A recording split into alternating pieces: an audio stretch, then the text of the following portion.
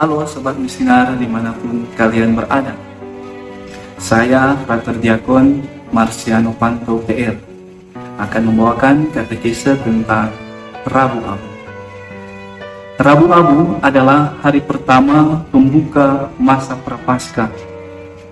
Masa Prapaskah kita ketahui bersama, yakni masa pertobatan, masa perkabungan, masa introspeksi diri kita, dan pendekatan diri kepada Tuhan, dan tentunya masa berpuasa. Rabu Abu mengawali 40 hari berpuasa sebelum hari Paskah. 40 hari merujuk pada Yesus yang dicobai oleh iblis 40 hari lamanya. Mengapa hari Rabu? Karena pada pesta Paskah kita menghitung 40 hari sebelum itu, dan kita tidak menghitung hari Minggu sehingga jatuh pada hari Rabu. Sehingga hari Rabu menjadi awal dari masa puasa dan kita ditandai dengan abu dan disebut sebagai Rabu Abu. Dan mengapa kita memakai abu? Abu melambangkan kefanaan manusiawi. Nah, mari kita lihat dalam kitab Kejadian pasal 3 ayatnya yang ke-19. Dengan berpeluh engkau akan mencari makanan sampai engkau kembali lagi menjadi tanah. Karena dari situlah engkau diambil, sebab engkau debu, dan engkau akan kembali menjadi debu. Nah, apa tujuannya? Agar manusia menyesali diri dan bertobat, menyadari bahwa manusia berasal dari abu, dan kita akan kembali menjadi abu. Kita seperti abu yang lemah, penuh dengan dosa. Nah, Sobat Misinar dimanapun kalian berada, kapan dimulainya Rabu Abu? Penggunaan abu terjadi pada akhir abad ke-11 hingga abad ke-13 dari Venice ke Italia dan dari Roma yang dikumandangkan oleh Paus Urbanus pada saat itu. Pada Sinode Benevento tahun 1091 direkomendasikan penggunaan abu di setiap gereja. Dan beberapa saat kemudian muncul doa-doa mengiringi penaburan abu. Awalnya abu digunakan oleh laki-laki dan para imam, ditaburkan di atas kepala. Kemudian untuk perempuan dioleskan di dahi. Dan dari manakah abu itu diperoleh? Pada abad ke-12, pertama kali abu diambil dari daun palem yang dikeringkan sejak minggu palma tahun sebelumnya. Inilah sebabnya banyak orang Kristen menaruh daun palem yang berasal dari tahun sebelumnya untuk ditaruh di salib di rumah masing-masing, agar di tahun kemudian bisa menggunakan itu dan dioleskan di dahi dan ditaburkan di atas kepala untuk laki-laki dan para imam. Kan tetapi dalam perkembangannya pada tahun 1970 kebiasaan itu diubah.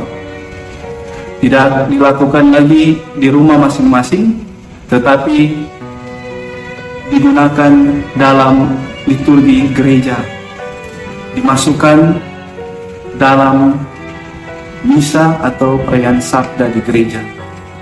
Dan itu dilaksanakan setelah homili atau khotbah di gereja, dengan rumusan Pertama, ingatlah, kamu adalah debu dan akan kembali menjadi debu. Dan yang kedua, bertobatlah dan percaya kepada Injil. Selanjutnya saya akan berbagi mengenai petunjuk praktis liturgi pada hari Rabu Abu. Perayaan liturgi Rabu Abu dimulai pada hari Rabu pagi. Hendaklah perayaan liturgi Ekaristi atau ibadah sabda dipilih waktu yang tepat agar banyak umat beriman mengikuti, sehingga bersama-sama mengawali masa Prapaskah. Tidak perlu merayakan pada hari Rabu sebelum apabila berhalangan. Ritus tanda abu disediakan pula pada waktu hari-hari sesudah Rabu Abu sehingga sampai pada Sabtu siang. Yang kedua, warna liturgi pada hari Rabu Abu ialah warna ungu. Yang ketiga, pemberkatan dan penandaan abu dilakukan dalam misa atau pada saat sesudah pemilih sebelum doa umat. Yang keempat, siapapun yang berminat dapat menerima tanda abu sebagai ungkapan kesediaan untuk bertobat dan mohon pengampunan. Siapapun dia, adalah orang Katolik atau bukan, dewasa atau anak-anak, bisa menerima abu.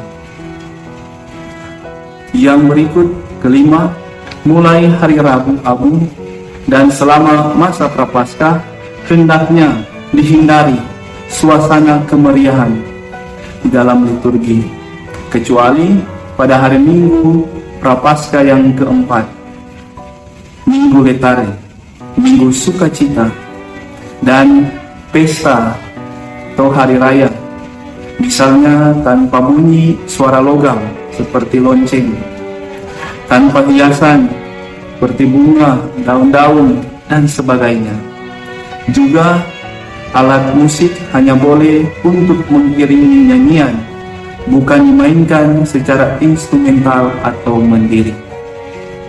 Yang keenam, ritus tobat ditiadakan karena diganti dengan pemberkatan dan penandaan abu yang dilakukan sesudah pemilih.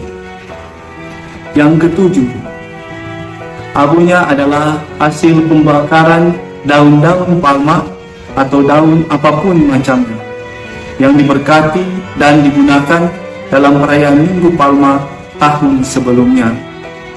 Apabila masih ada sisa, nanti dicampur dengan air yang ada di sakrarium, kemudian dituangkan ke dalam sakrarium. Kalau tidak ada, maka dimusnahkan secara pantas. Tidak perlu untuk disimpan lagi. Yang kedelapan, pemberian abu ada dua cara.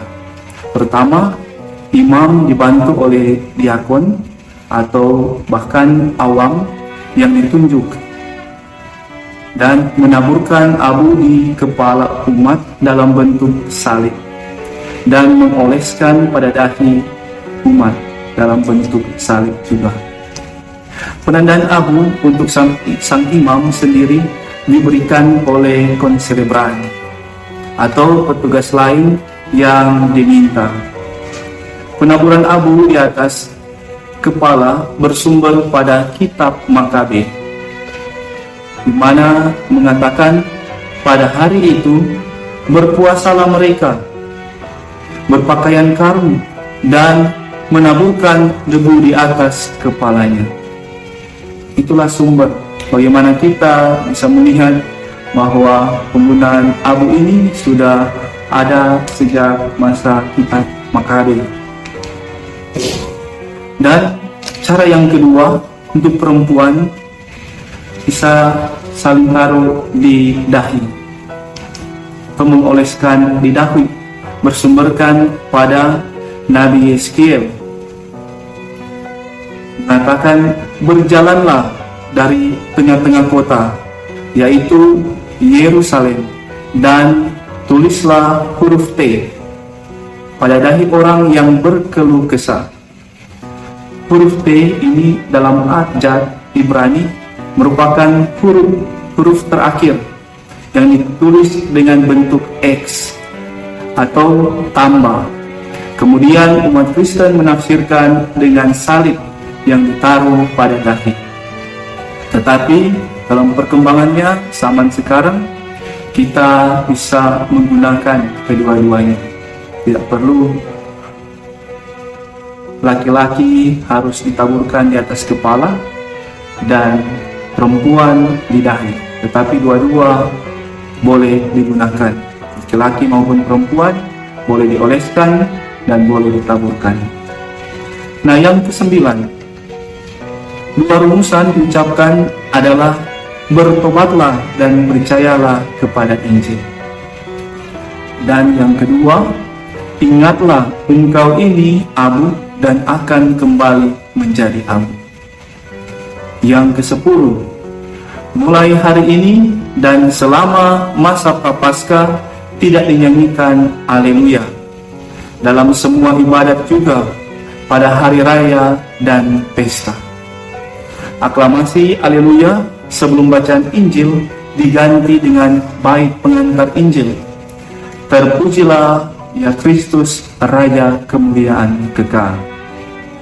Sementara nada kemuliaan juga ditiadakan selama masa Prapaskah, kecuali pada hari raya dan pesta. Demikianlah katekese saya tentang Rabu Abu. Kiranya bermanfaat untuk adik-adik sobat misinar dimanapun kalian berada. Nah, akhirnya saya Frater Diakon Marciano Panto mengucapkan terima kasih atas perhatian dan selamat kita menyambut masa Prapaskah. Bertobatlah dan percaya kepada Injil. Terima kasih.